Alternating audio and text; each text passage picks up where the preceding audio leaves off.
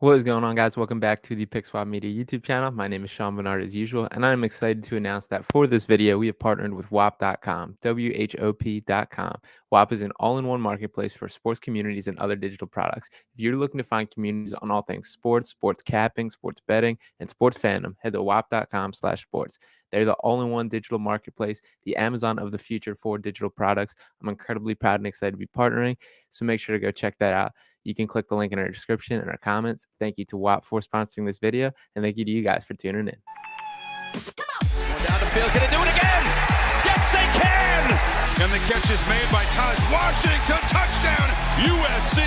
Blocked by Embiid. Timmy, yes!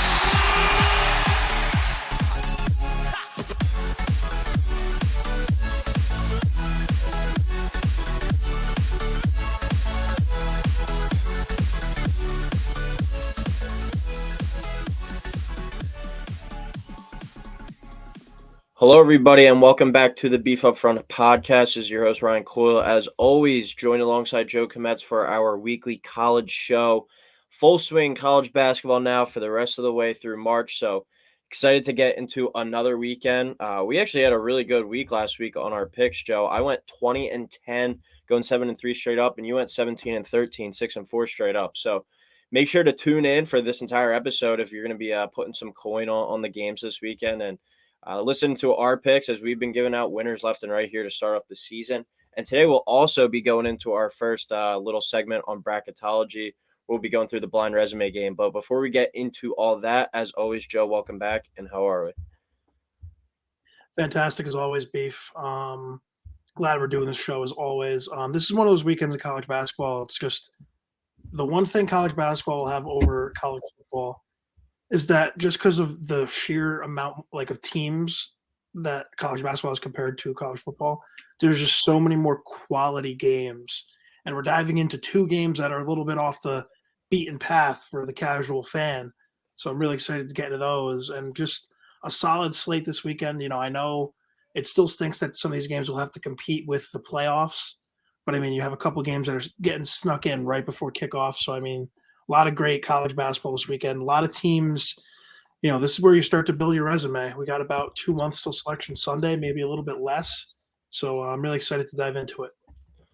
All right. Well, before we get into our 10 games, like I said, we're going to be doing some bracketology on the show going forward. So we'll do this at the beginning of the show each and every week going forward. Usually we do like 4 teams, but today we're just going to be doing 2 as we're still kind of, I guess, building up these resumes. This data is via bracketologist.com and as well as Joe Lenardi's most recent bracket on ESPN. That was filled out yesterday on the 17th. We're recording today on the 18th. So I took 2 of these teams from with their data from the Bracketology website and then Lenardi's bracket, and I'm going to be reading off their qualifications, their resume, and then Joe, you are going to pick, if you had to pick between 1 or 2 of these teams, who would be going to the NCAA tournament in your eyes. So the first team on our resume sits at 12-5, 55th in the net, 47th in KenPom. They are 1-2 in Quad 1, 1-1 in Quad 2, 2-1 in Quad 3, and 8-1 in Quad 4. The second team is 13-5, 66th in the net, 54th in KenPom, 1-3 in Quad 1, 4-1 in Quad 2, 2-1 in Quad 3, 6-0 in Quad 4. So out of those 2 teams and those 2 resumes, who would you be putting in the big dance? I mean, you got to go Team A there. I mean, they just kind of rank higher on the metrics. I know, you know, they have the one more loss, and they have a Quad 4 loss, which, depending on obviously the team and the conference they're in, could come back to bite them late in the season if they really are on the chopping block, because those Quad 4 losses are detrimental to any team, but especially like a bubble team, you know, where you need to kind of win those games. Like I know Team B, you said was 6-0 in Quad 4. Yes. So that is definitely a big boost. But the one thing I will say, though, is that the Quad 4 wins, you know, obviously don't have a lot of weight, but it's still good that they hadn't lost. I would say if the tournament started today, I would pick Team A personally. And do you have a guess on who either Team A or Team B would be? Is Team B Wake Forest? No. No, that was kind of the one I was feeling confident about. Team B is USC. They are currently in the next 4 out in the bracket, so Lenardi doesn't have them in. Team A is Texas A&M, who's in the first 4 out, so he doesn't have either of these teams in, but both of these teams are kind of right on the fringe on that bubble. So after your guesses, would you still ride with A&M over USC in this situation? I mean, I would have to say so, just because the fact we kind of talked about USC a couple weeks ago on the show. They're kind of fraudulent, it seems like. I mean, obviously, as we get deeper into conference play, we're going to really see, out of these two teams, who's better. But right now, I would have to agree with Lenardi that both of these teams, I think, would miss. But if I'm picking one of the two to make the tournament, I would put my money on A&M, just because the SEC has a lot more quality. Like, you have a lot more chances at a quality win than the Pac-12. Because the Pac-12, there's a lot higher of a disparity between, like the Arizonas of the world and, your bottom of the Pac-12, like with like Oregon State is like abysmal this year. All right, well, that'll do it for the bracketology segment for this week's show. We'll move on to our 10 games of the week now. Starting out on Friday night out in the Mountain West, you got 15-4 Boise State at New Mexico, 17-2, their third consecutive week on the show. 11 o'clock on FS1, projected score here from HaslamMetrics.com, which we get all our projections from, 73-71 New Mexico. So we'll set the line at New Mexico -1.5, over under 143.5. I got New Mexico winning this game 78-76. I think it's going to be a very close game. I think Boise State is a very good team. They were, I believe, a 9 seed in the tournament last year, Coyle. I could be wrong. They played Memphis in the first. Yes, the Mountain West did bad in the first round of the tournament last year. But still, this is a team coming off of a pretty solid seed for a non-Power 5 school last season. They're building off of that. But you got to go to New Mexico. You got to go to the pit. And, I mean, this is a Lobo team that's 17-2 for a reason. I think they're a lock to make the tournament.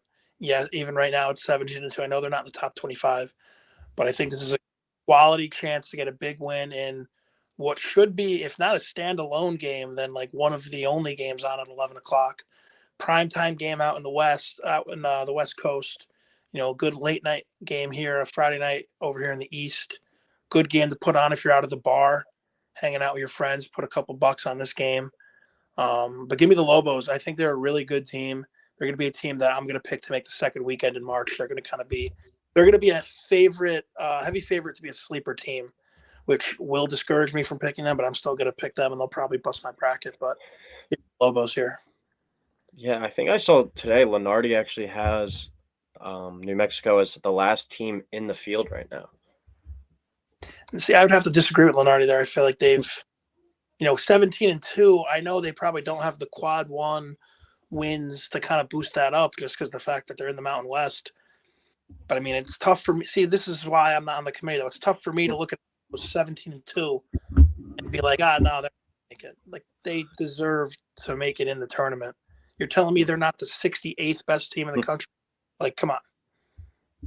I like New Mexico to win as well, 70-66 here. So I'll go New Mexico -1.5, under 143.5. Third, like I said earlier, third consecutive week, New Mexico finds himself on the show. So I guess that's a good sign for their program that they're getting their well-deserved respect from us here at Beef Up Front. But, Joe, we are a combined 0-4 when it comes to taking them or fading them this year. We had the one game against UNLV, we had them winning, they lost, and then we had them losing last week to San Diego State, and they won. So, respectfully, I guess do the opposite of what we're picking here and take Boise State. But I do like New Mexico in this one. It looks like the pit is starting to become the pit again and give them a real home court advantage. Like I just said, they let us down a few weeks ago in that game against UNLV, but I don't see them dropping another home game the rest of the way. They should be able to run through the Mountain West in the rest of their home games at least. So give us New Mexico here, both taking the -1.5. I got the under, you got the over. Now we transition to Saturday in the ACC. Number 17, Miami, who is 15-3, at Duke, who's 13-5. 12 o'clock tip on ESPN. Projected score here of 74-70 Duke. So we'll go Duke -3.5, over under 143.5. I'm going to go with Duke here and a bounce back game with a vengeance here. I got them winning this game 83-70. I hate picking Duke. I really do. I just hate Duke in general just because of all the years of Coach K. But I think this is going to be a monster win for the program. You got kind of like how Kentucky's been lately. You got your blue blood kind of backed against the wall. And I know 13-5, might be a little bit dramatic, but an unranked Duke team in the ACC where outside of the top 3 or 4, the ACC is pretty weak, and you're not going to get a lot of quality wins. I know they'll get the benefit of the doubt come tournament time just because of the name on their chest, but that being said, I feel like Duke is just going to lock up Isaiah Wong. Cameron Indoor is going to be going berserk. Big primetime game on ESPN to kick off your Saturday. Ryan Patrick Young will be pleased, and I'm going Duke here in a landslide victory. Going to be in control the whole time. I like Duke to win this one and cover that 3.5 too, Joe. I'll go 76-70. So Duke minus 3.5 over 143.5. I like you. Think this Duke team is a bit fraudulent and one that's probably going to get like a 5 or a 6, I think, come March. And I think they have a real chance to be that like hot team to get upset. That's one of the higher seeds and just be a one and done come this tournament. But with that being said, it is so hard to go into Cameron Indoor and win. Was doing some research on this earlier. Duke is an 11-3 all-time at home against Miami. But one of those losses did come last year in a 76-74 Miami win at Cameron Indoor. While I am high on the Hurricanes come March due to their guard experience, this is a tough stretch in their season, and they narrowly escaped an average Syracuse team the other night. Duke needs a big win here like Kentucky was able to do last week against Tennessee, I think, and get kind of back on track and get some momentum. I think they're able to ride that home court advantage to a victory here. So I like Duke to win, to cover, and the over to hit in this game. All right, number 14, TCU, who is 14-3. They do play West Virginia tonight on Wednesday, as we had to record on Wednesday this week. They are playing at number 2, Kansas, 16-2, coming off a loss last night in the Octagon of Doom to Kansas State. 1 o'clock game on CBS here. Projected score, Kansas 77, TCU 70. So we'll set it at Kansas minus 6.5, over under 146.5. And Joe, we have a good Big 12 game on cable television here. Finally. CBS should do this way more often. I know obviously during football season they have their contract there, but now should be no excuse for the remainder of the season. They should have games. They should have games on CBS all the way up to, I think they do the NBA. Like they should have games at like 6 o'clock. I don't understand it. Like I know you have to have your local news or whatever. But besides that, I mean, have college basketball on CBS all day. I feel like this is a no-brainer. It's a massive game as well.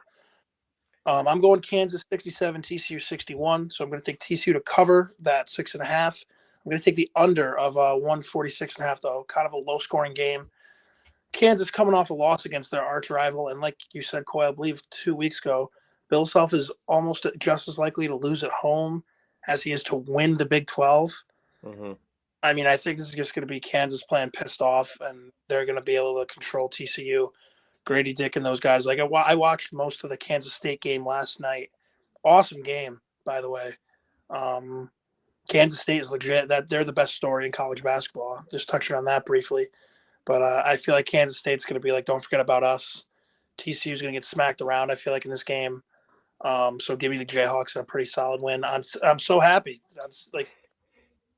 So Big 12, Kansas is on TV. This is awesome. It's what we've been asking for. Kansas 76, TCU 70. So I also have TCU covering 6.5 and under 146.5, hitting there by the hook. Kansas went into the Octagon of Doom the other night and lost. And I think TCU loses at West Virginia tonight. West Virginia is sitting at 0-5 in the Big 12. They have a home game tonight. I think they finally get off the losing streak there in the Big 12 and get that first win tonight. But this podcast is probably coming out after that game, so who knows if that opinion will matter at all. I don't really have much to say in this one, but I just can't see this Kansas team that still played really well in that super hostile environment against their biggest rival the other night, and they took them to overtime, and they only lost by, I think it was either 1 or 2 points at the final. But they're still playing really well, and I just don't see them dropping 2 games in a row, especially at home. And like we were just talking about, it's good to have a nice Big 12 game on the TV. You don't have to go finding the computer or whatever to get the stream up. This will be like a fun one to watch as we're kind of easing in towards the NFL playoffs. So I do like Kansas to win this one. I still am a believer in TCU going forward, but just a hard game here, especially I think this West Virginia game tonight could be like a bit of a look ahead spot to this game.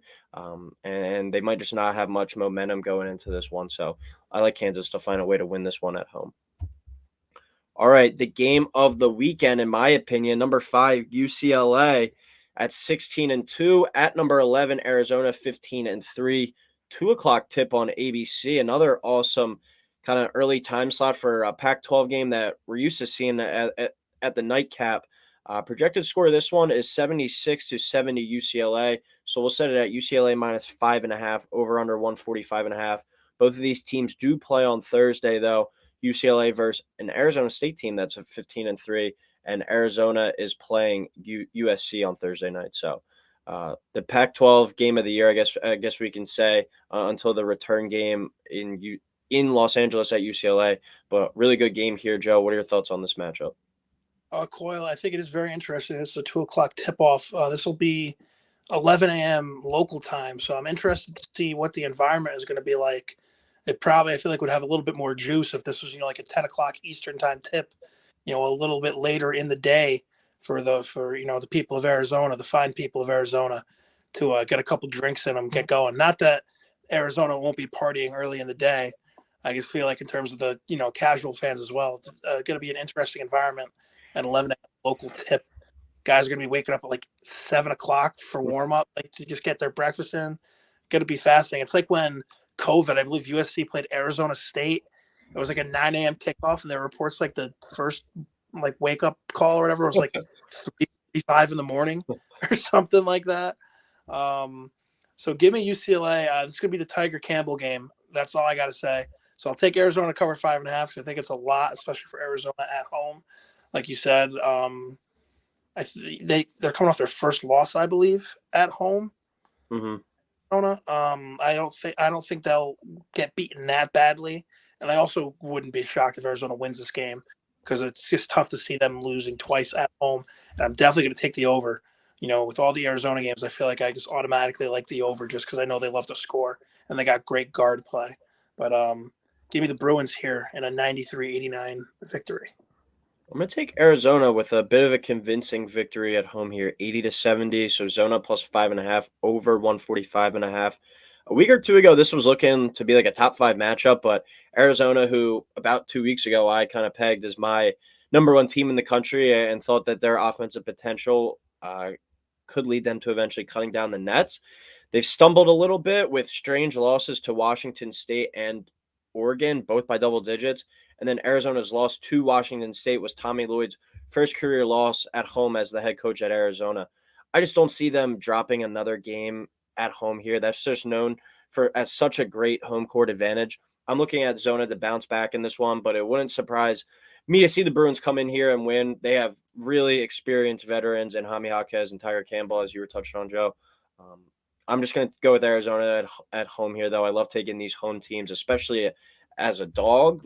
Plus money here. This is a nice potential victory for those gamblers out there. So should be an electric building in the atmosphere in this one. I'll take Arizona to win by 10. Now we go to the ACC. Number 10, Virginia at 13-3, at Wake Forest 14-5. Another 2:00 tip. I believe this one is on ESPN. Projected score here, Virginia 69, Wake Forest 65. So we'll go UVA minus 3.5. Over under 133.5. Virginia is playing Virginia Tech tonight on Wednesday. So that record will be different come Saturday morning. I mean, I'd like Haslam's score. I'm just teasing it down about 10 points. I have Virginia winning 58-55. Kind of the polar opposite for how I look at Virginia, compared to Arizona. I love the unders in all their games just because they love to play defense. That's kind of been what they're known for. That's what they've built all their success off of in recent years. So I'm definitely going to hammer the under of 133.5. Wake Forest, I believe will cover the 3.5 just because, they're coming off a big win the other night against Clemson. This Demon Deacons team kind of coming off of a season of disappointment last year. They got upset in the ACC tournament. They were, I think, 23-5 or maybe 22-6. They had a really solid record, but they were one of the next four out, which is, kind of a shame. They got criticized a lot for their weak non-conference last year. But coming off that season, I think they want to prove to everybody that last year was not a fluke, and they can definitely compete for the tournament this year. I believe they're projected in first four out right now, or next four out. I know I saw Fox College Basketball said Mike DeCourcy had him on the bubble. I forget where I saw it this morning, but yeah, massive chance for Wake Forest to get a win. This is one of the great things about college basketball too. College football, at this point, your season's over. If you're 8-1, you're probably not making the playoff. You have games like this littered amongst your schedule where you can pick up a massive win and boost your resume. Massive opportunity for Wake Forest. I don't believe they'll be able to get it done. Give me Virginia here. I'll take the Demon Deacons at home here, 65-62. So Wake plus 3.5, winning outright, under 133.5. Not all that much on this one, but Wake Forest coming off a huge resume-boosting win at home against the ACC leader Clemson the other night. I like them to just continue that strong play, ride the momentum wave in this one for another upset victory at home.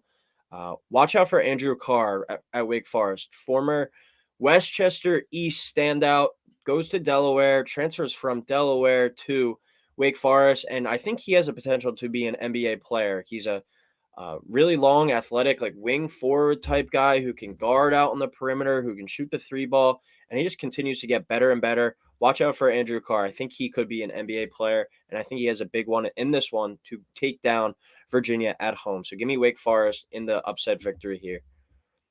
Now we go to the SEC, number 9 Tennessee at 15-3 at LSU, who is 12-5. Who, Joe, we both are on as a pretty fraudulent team, but still sitting at 12-5, pretty respectable record. So keep them on the show. 4 o'clock tip on ESPN. Projected score here on Haslam of 72-55 Tennessee. So we'll go Tennessee minus 16.5 and over under 126.5. LSU, as I said, sitting at 12-5, does play Auburn tonight. They are my official dog of the day pick. So by the time this comes out, we'll see if I'm smart or not. Coyle, I'll never go against the dog of the day, but however, in this game, LSU will lose. I have Tennessee 76, LSU 67. I think 16.5 is a ton of points, especially LSU being at home. I'm going to take the over, but I'll just give this one short and sweet for the people. LSU stinks. Plain and simple. LSU basketball this year is not a good team. They have a chance coming into this game to be 12-6, maybe even fall to 12-7, depending on how things go. I hope LSU can win, so we can at least, have a storyline of, hey, they're 13-5, they get a win, anything can happen. LSU is just not a good team. They've taken that step up in competition, and they've just gotten pounded by all of the upper tier competition in the SEC. And that is what it is. But, people just got to stop. The only way LSU is making the tournament is if they win the SEC, plain and simple. Give me Tennessee in a landslide victory, even though it's only by 9 points, but they're going to be in control the whole way. I'll go Tennessee to win, LSU to cover, 68-62 here. The Vols, also LSU plus 16.5, the over hitting there. I'm not that high on Tennessee either. I think some of their flaws were exposed last week against Kentucky. They're another team that I don't really think has that guy to go to down the stretch. Santiago Vescovi, a really good player, but he's not like a bucket getter guy that I'm going to be trusting down the stretch. I'm worried about this team, and I think that they could be another typical Tennessee tournament team where they're just a first weekend type of team, and then they don't make it much further past that. When you look at LSU, though, if they do find a way to win against Auburn tonight, and then they have Tennessee, who has shown the ability to get upset, you could be sitting here, Joe, you kind of looked at it at the negative perspective of 12-7. You could be going into next week at 14-5. And then I believe they would be 3-4 in the SEC as well, with a chance to go to maybe even get into the top 25 at the end of the week. So I like Tennessee to win. I don't think this LSU team is very good. I think they will be good. I really like Matt McMahon as a coach, and I think over the next few years that program will get back to kind of where they were under Will Wade, but it's going to take some time just to replenish the talent there. But in the meantime, Tennessee just a better ball club right now. I like them to win this one, but LSU to cover and the over hit in there. So same picks for us across the board there. We go to the Big 12 now. Number 21, Baylor at 13-5 at Oklahoma, who's 11-6. 4 o'clock tip-off on ESPN2. Projected score here on Haslam. Baylor 72, Oklahoma 71. So we'll go Baylor minus 1.5, over under 142.5. Playing tonight on Wednesday night, Oklahoma is at Oklahoma State. Fun rivalry game there. So their record will be different coming into this one, but another Big 12 game here. The best league in the conference is here. Joe, what are your thoughts? I'm going low-scoring affair here. Oklahoma 59, Baylor 58. So I'm going to take Oklahoma plus the 1.5. I'm going to hammer the under in this game, just for the simple reason of kind of how we make a lot of our picks here. Oklahoma is a team. Their backs are against the wall, especially if they lose to Oklahoma State tonight and they're coming in here at 11-7. This game could be the difference in their entire season, either making the tournament or completely falling flat on their face. You'll see sitting coiled, kind of like I've been doing the negative with the last game as well. You lose this game and fall to a potential 11-8, your margin for error the rest of the way is razor thin, especially in the Big 12, which is a gauntlet of a conference. Like I've been saying every week, I feel like I've said that at least once every show this season. The Big 12 is just a nightmare to go through. So give me Oklahoma here, because this is kind of one of the better opportunities they have, a kind of low-hanging Baylor team. You get a chance to pick them off, and you could be sitting now the positive side at 13-6, like, hey, all right, let's go on a run. I believe Rothstein tweets out the quote from Andy Dufresne, either get busy living or like get busy dying. You got to choose one or the other, and I think Oklahoma is going to be in position to be in position going into the later parts of January. I'm going to go with Baylor here, 70-65. So Baylor minus 1.5, under 142.5. The Bears lost 3 in a row at the end of December into the beginning of January, but now they've won 3 in a row and I think are starting to turn the corner. Saw this stat today from No Ceilings. It's like a No Ceilings NBA on Twitter. They're like an NBA draft podcast and page. Keontae George has been a major difference maker over the past 7 games, and I think Baylor has really just handed him the keys to the offense, and that's been huge. And I think this turnaround over his last 7 games, he's averaging 21.9 points per game, 5.7 rebounds, 2.7 assists, 1 steal, shooting 41.4% from the field and 42.3% from 3. So this is a highly touted freshman who's really starting to, I think, figure it out, and I think he's going to try and get Baylor back to what I expected them to be, my national title pick at the beginning of the year. I think him kind of getting the keys to the offense and being able to step up. And I think his game has grown and matured, and he's realized, okay, this works, this doesn't work at the college level. And he kind of, I guess, has a better feel for the game now. I think that emergence is just huge for Baylor to go along with their veteran guards in Flagler and Cryer as well. And I think that's what's going to help them carry them to a victory in this game today and covering that minus 1.5 point spread on the road as well. We go back to the SEC now. Number 4, Alabama, 16-2, potentially the best team in the country right now, at Mizzou, who's 13-4. 6 o'clock tip here on SEC Network. Haslam's got it at Bama 84, Mizzou 78. So we'll go Bama minus 5.5, over under 61.5. Mizzou is playing Arkansas tonight on Wednesday. I'm going Bama 81 or Bama 88, Missouri 81. So I'll take Bama minus the 5.5. I'll take the over of 161.5. I love this Bama team. I've fallen in love with this Alabama team. And I want them to keep winning as well for UConn, because we've lost 4 of our last 5. And I mean, if we don't start figuring it out soon, that Bama win's going to look better and better as they keep improving. They're the best team in the SEC right now by far. Missouri's still a great story. They're still a tournament team for sure. And, it's going to be Columbia's going to be rocking on Saturday. But I just think Alabama's just too talented offensively. Like, I just don't see how you stop them. So naturally, it's going to be a rock fight now that I said this. But I just don't see how you stop Alabama, and that's why I'm going to take them here. I'll take them any which way on Saturday. I like Bama too. I got the same picks as you across the board. I'll go Bama at 92, Mizzou 85. So Bama minus 5.5 here, over 161.5. Pretty plain and simple on this one. Just a battle of 2 teams that love to get up and down. And when you're going to, I think, engage in a track meet with a more talented team when you're looking at Missouri trying to engage in a track meet with Alabama. Alabama's going to beat you in that game 9 times out of 10. They're just more talented and I think more experience in this system. This is still year one under Dennis Gates at Missouri. He's trying to get all these guys to this level that Alabama's at. It's going to be one of those kind of, I think, all right, you go back in the locker room after the game, you put up a good fight, you're able to point and say, that's what we can be if we continue this kind of progression and this arc that we're on now. But for now, they're just not talented enough, I think, to compete with Alabama. And Brandon Miller just keeps getting better and better. I think this Alabama team might be the best in the nation. So I'd like them to win this one and cover, but I do think that Mizzou puts up a good fight as they're able to kind of go back and forth and match punch for them with Alabama in this game.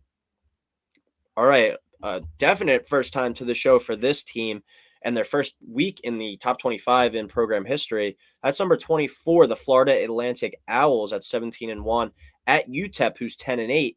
9 o'clock tip here on ESPN Plus. We got a projected score of FAU 67, UTEP 60. So we'll set it at FAU minus 6.5, over under 126.5. FAU is playing UTSA on Thursday, and UTEP is playing FIU on Thursday. So both of these teams will have different records, but hopefully for the show's sake, FAU is going into this one at 18-1. I am normally Mr. Mid-Major. I'm, loving all the mid-majors. However, I'm going UTEP 71, FAU 67. So I have UTEP covering the 6.5 point spread, and I have the over of 126.5. This is an awesome story in FAU. They're a really good team. They beat UAB and Jelly Walker, who everyone said in the preseason was going to come out and run through the CUSA. That hasn't happened yet. FAU is the top dog right now.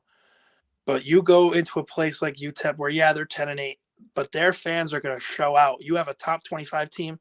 In these conferences, it's rare that a top 25 team is coming to you. I feel like it's going to be a fantastic crowd at UTEP. I feel like it's going to be a sellout, going to be an awesome environment. And it's just, I'm kind of taking what you have written down here, Coyle. I'm sorry, but I was thinking about this in my head. It feels like you always have these mid-majors that go on these long runs throughout the season, and they just play so tense. And it's like if a couple things go wrong, they seem to fall apart. Like, it is, you're watching 18 to 22-year-old kids play basketball.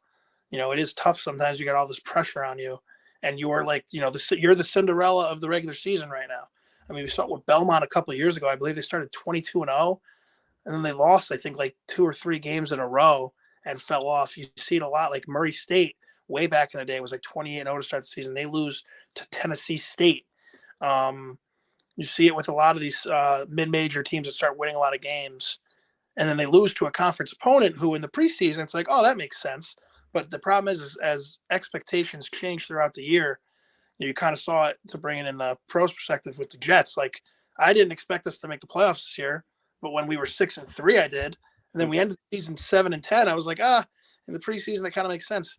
But, you have FAU who in the preseason might not have been expecting to get there. Now you're 17-1. It's like, well, now you deserve to be there. You should be there.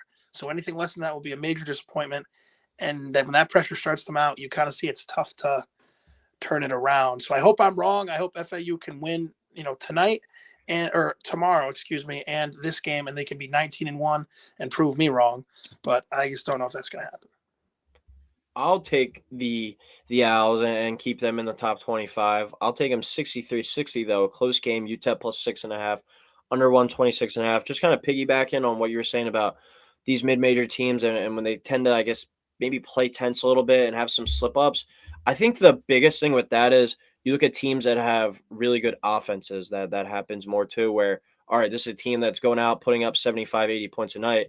They're going to have a bad night. But when you look at FAU, they're a defensive-minded program, and they're a really good defensive team this year. They like to play in these lower-scoring games as evidence of this low 126.5 point total. They're going to try and just slow it up, muck it up, and play their style of basketball and say, our system's going to beat yours at the end of the day. So they do slip up a little bit and have those nerves on the offensive end. They still have their defense and I think their pace of play to fall back on. So I think that's what kind of pushes them over the top here and gets them a big victory. All right, 10th and final game of the week. We go to Sunday now. Maryland at 11-6 at number 3 Purdue. Don't have the record here in front of me, but they do play on Thursday against Minnesota. Maryland does play Michigan on Thursday as well. This is a 12 o'clock tip on FS1. Projected score here, Purdue 73, Maryland 61. So Purdue minus 11.5, over under 133.5. Purdue 81, Maryland 69. So I'll take Purdue to narrowly cover that 11.5 point spread. I'm going to over of 133.5. I mean, Purdue, you have Zach Edey. I mean, I feel like that's kind of just enough said. It's so hard to stop him. I think Purdue they're my pick right now. If I had to pick a team that's going to win the national title, and I know the Big Ten hasn't won it since 2000 and all that, but I would pick Purdue today to win the national title. I hope they can prove me right and win against Minnesota. That would be even worse for me if they lose to Minnesota tomorrow before this game even happens. And, they just make me look like a fool, which I'm used to. So that is what it is. But I think Purdue is the best team in the country right now. I would not want to see them come tournament time.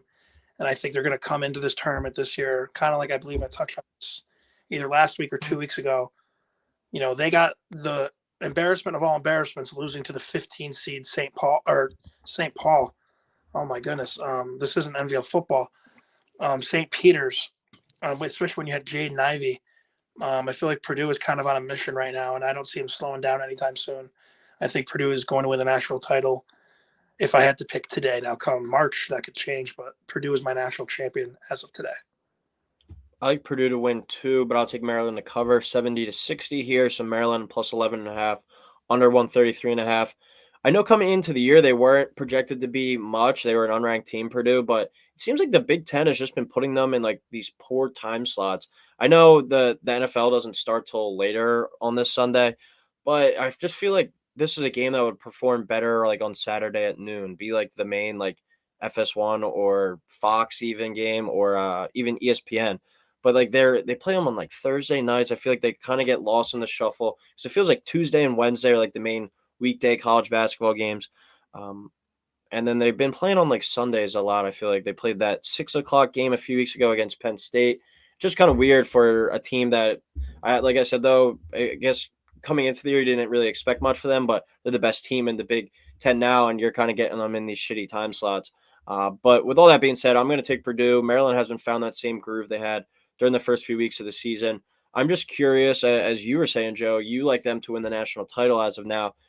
Inevitably, they always seem to underperform in the NCAA tournament. I'm fascinated to see if some team during the regular season can find like a game plan and a way to slow down Zach Edey. You're not going to be able to stop him, but you might be able to slow him down. That's something that I want to watch the rest of the season. And if they are able to, a team is able to do that, what kind of defense limits him best and what kind of defensive game plan could potentially take them out of the NCAA tournament. That's something I'm really intrigued to watch with Purdue going forward. But I like Maryland to cover in this one, but Purdue to wind up winning and the under to hit. But that'll do it for the college basketball top 10 games of the weekend. Thank you, everyone, for tuning in. Please like and subscribe. As always, any last-second comments, Joe, before we head out? Let's enjoy the weekend. All right, that'll do it, and we'll talk next week.